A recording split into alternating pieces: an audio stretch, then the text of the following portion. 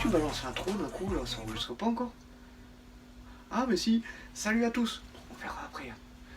Bon, aujourd'hui on va parler du village Rochefort-en-Terre, donc j'en ai parlé dans la précédente vidéo. Donc des visites à faire ou à refaire pour certains qui ont peut-être déjà fait une, deux, trois fois, enfin bref. Allez, c'est parti. Bon, comme j'ai dit dans l'intro, donc du coup j'ai envie de parler du village Rochefort-en-Terre, donc j'ai pris vite fait quelques notes parce que j'ai fait ça un petit peu au dernier moment, et puis je voulais pas faire une vidéo non plus qui dure une demi-heure. Et de toute façon là c'est vraiment pour raconter plus ou moins le plus gros du village, donc du coup s'il faut je referai une note sur ce village là, mais beaucoup plus précis, je prendrai le temps de bien faire mes recherches, etc. Donc déjà on va commencer, donc Rochefort-en-Terre c'est une des plus anciennes seigneuries de Bretagne plutôt, ou bretonne, c'est pareil.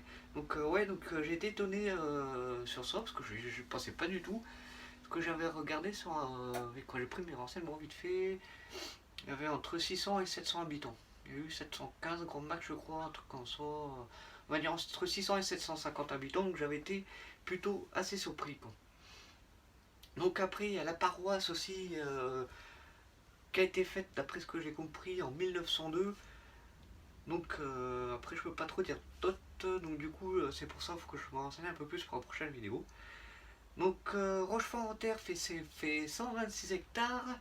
Donc 126 hectares ça fait quoi, 126 000 km carrés, mètres carrés plutôt. 126 000 mètres carrés si mes calculs sont bons. Donc Rochefort-en-Terre se situe entre la ville de Vannes que beaucoup de monde doit connaître et Redon. Bon, Redon, ça m'a l'air d'être une ville assez grande quand même, un peu comme Brest peut-être. Après, je suis pas resté traîner là-bas parce que j'ai juste besoin d'un truc ou deux là-bas. Et puis on était juste passé vite fait, donc on n'a pas eu le temps de voir beaucoup de Redon. Donc Rochefort-en-Terre, ça vient de la famille Rochefort. Alors j'ai pas trop lu, mais parce que c'était vraiment bref le truc, donc du coup ça vient de la famille Rochefort. Donc ça doit être ouais, donc le nom a été pris de cette famille-là. Donc le château a été construit au XIIIe siècle. Par contre, donc il a été détruit pendant la guerre des religions en 1594 et en 1793 avec la reprise des troupes républicaines et des paysans, si je ne me trompe pas. Donc du coup, ouais, le château détruit et refait, c'est quand même pas rien quoi. Donc du coup aussi il y a la collégiale, donc c'est un bâtiment historique depuis 1925. Donc à l'origine, à cet endroit-là, à la place de la collégiale, au XIIe siècle, il y avait une chapelle à cet endroit-là.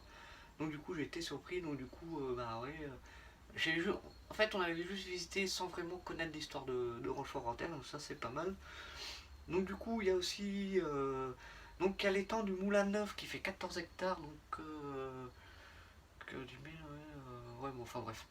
Il fait 14 hectares, donc je savais même pas qu'il y avait un étang là-bas, donc j'avais été surpris à très, ça doit être à l'extérieur plus à l'extérieur du village, je pense, l'étang, parce que j'en ai pas vu sur la route, enfin on est arrivé que les deux fois que j'ai été, les deux trois années de suite, c'est par la même route que je suis passé, donc j'ai pas vu d'étang, c'est peut-être à l'opposé, donc c'est pour ça, ouais. Donc après, il y a la forteresse de Rochefort-en-Terre, qui symbolisait la puissance et la richesse de la seigneurie de Rochefort-en-Terre. Alors ouais, donc ça devait être à l'époque, c'était pas non plus... ça doit être assez vieux, parce que maintenant, bon, montrer la puissance et un symbole, non, bon. Et bon, c'est à voir. Donc du coup, voilà, donc c'est le peu... Pour l'instant, elle est peut-être courte comme vidéo, mais je voulais vous faire partager un minimum de choses sur Rochefort-en-Terre, mais de toute façon, dans la semaine, je ferai un texte un peu plus long pour pouvoir mieux décrire Rochefort-en-Terre. Donc voilà. Donc du coup, désolé si c'est un petit peu court. Donc je vous dis Kenavo et à la prochaine.